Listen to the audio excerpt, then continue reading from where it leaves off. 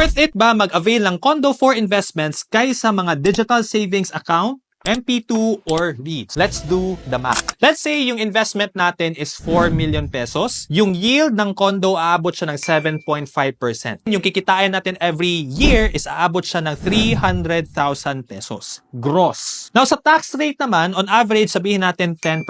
Kasali na dyan kung percentage tax ba siya, property tax ba, etc. 300,000 times 10%, that's 30,000. You deduct that sa 300,000, yung net income na lang natin aabot siya ng 270,000 pesos. But the good thing is, sa condo, meron siyang capital appreciation. So if ever you plan to sell your condo in the future, you can make more money out of it. Now dito naman tayo sa digital savings account. Let's say 4 million pesos pa rin yung nilagay mo. Yung yield, aabot siya ng pinakamalaki ngayon is 6% para mas maganda yung comparison natin dito. 4 million times 6%, yung income mo for a year is 240,000 pesos. Now yung tax rate naman nito is aabot siya ng 20%. So yung net natin dito is aabot siya ng 192,000 pesos and wala siyang capital appreciation. Kasi nga, sa digital savings account, you can only make money through interest. Kaya wala siyang capital appreciation. Compare naman natin ngayon sa MP2. 4 million pa rin yung capital, 7% yung dividend as of today. Yung income natin is 280,000 pesos. Good thing, yung tax ng Pag-ibig MP2 is 0%,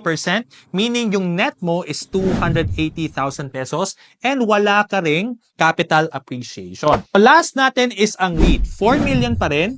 Ang dividend ngayon is abot siya ng mga 6%. Yung income natin is 240,000 pesos in a year. Meron siyang withholding tax na 10%.